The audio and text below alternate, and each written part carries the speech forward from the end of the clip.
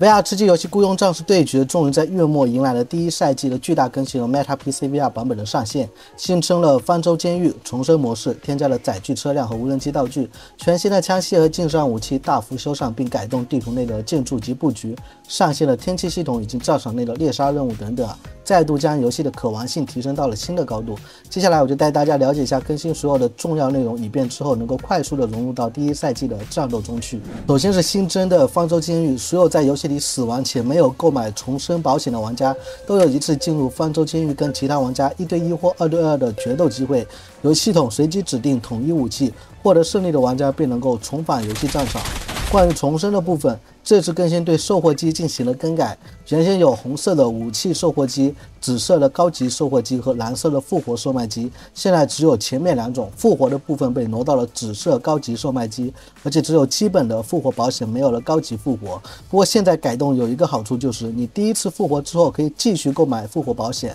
在这之前你是只能购买1次的，所以现在的多次购买复活和方舟监狱机制是可以让新手有足够的重生机会的，至少不像之前落地成盒就直接结束了。同时商店里的可购买物品的类型、库存数量也做了不同程度的修改。另一个重要的新增部分就是全新的重生模式，你可以称它为无尽模式。在这个模式下没有死亡次数限制，你可以不断的死后复活，但每次复活的间隔时间都会增加，直到决出最后的胜利者。对于那些在主队时因为实力不平衡，自己的队友死太快或者遭遇陌生队友无故退出比赛的情况来说，这个模式倒是可以让全队都能保持延续性的体验。但是重生模式下最多只有30名玩家，且不能选择单独参与，必须要与陌生人组队，这点大家是要注意一下的。接下来是新增了载具，这是很多玩家之前一直建议的。目前有吉普车、轿车、山地越野车等车型，除了司机，小队成员也能坐在副驾驶和后座。在地图里车辆的数量遍布还是比较充分的，但是你开车很容易被敌人发现就是了，而且别人用空袭你坐在车里面也会直接被炸毁。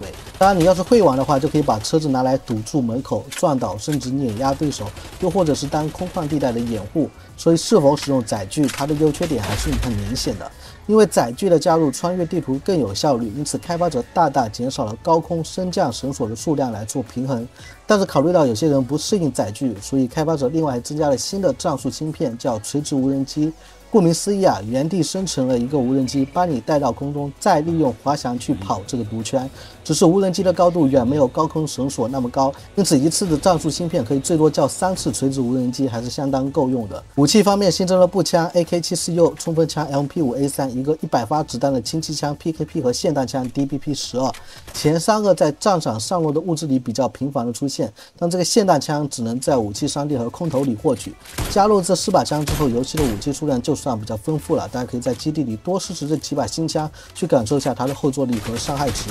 新赛季同时还新增了冷兵器、匕首和复合弓。匕首出生就会有在你的左侧腰部附近，不会跟2个枪械位置起冲突，因此在你落地跟别人抢武器的电光火石之间，可以试一试用匕首捅死他。离别人稍远的时候，你也可以像投掷手榴弹一样，用左手的辅助线瞄准丢出，杀伤还是挺高的，就跟暗器一样。同理，复合弓也是同样的作用，可以作为你收刮不到枪械的替补品，但它的使用难度可是蛮高的。另外就大家要注意，箭筒的拾取位置在弹夹位置的下方，而不是在你的背部。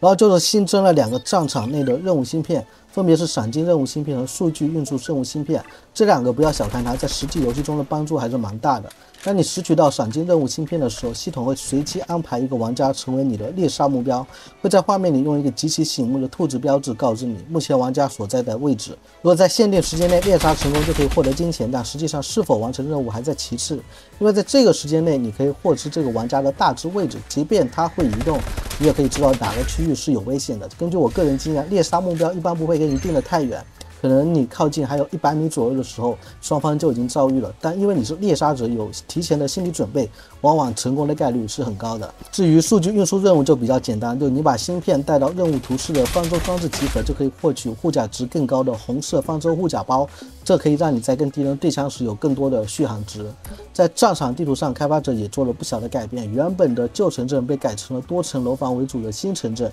在地图边缘地区新建了一个机场，还有很多地点都为了适配车辆行驶而添加了公路，改变了整体的地貌和建筑的布局。再加上高空升降点和售卖站的数量改变，现在的地图会给你一种熟悉又陌生的感觉。包括基地总部也已经通过翻新，额外延伸出了一个专门用于载具开车训练的区域。同时，这次通行证和内购内容也已经上线。当然，这些单纯就是皮肤挂件之类的装饰品，并不影响本身游戏的数值和平衡。真正有可能会对战场比赛结果带来影响的是这个新增的天气系统。现在进入游戏前会告知你接下来地图可能会出现的天气，包括晴天、日落、阴雨和大雾。其中大雾和阴雨会呈现动态，比如越接近最后决赛圈，雾会突然增大，或者已经有雾了，突然在最后的倒数回合便开始下雨。下雨的时候还会伴随着雨声，所以对于最后阶段玩家的战斗争夺多少还是会有影响的。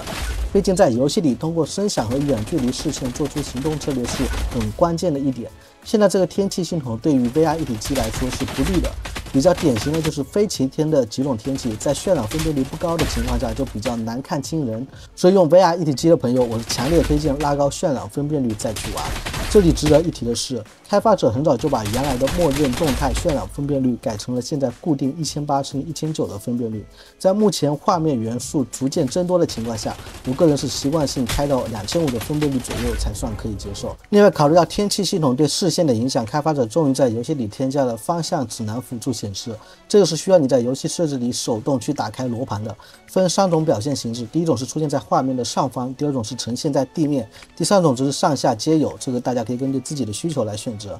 对比之前你跟朋友组队的时候爆点各说各话的情况，现在根据方向罗盘就能直接报出准确的方位，可以快速的确认位置。最后就是 Meta 的 PC VR 版本也跟随第一赛季正式上线，支持 Close Buy， 也就是你之前买了 Quest 版本的话，现在就可以免费获取 Meta PC VR 版本。如果你觉得自己可以接受4-5折代购游戏码潜在的跑路风险，那么在 Quest 这边买实际上会比 Steam 来的更实惠，毕竟直接同时拥有了2个平台的游戏。所以还没有入手的朋友，你们可以自己考虑斟酌一下买哪个比较合适。OK， 那本期的视频就到这里。我们是不等待 VR 成熟，而是要陪着 VR 成熟。Loading VR 找一圈。如果你也是对 VR 相关感兴趣，欢迎加入我们的玩家交流社群。最后别忘了给我点赞、投币、转发3连。让我们下期视频再见。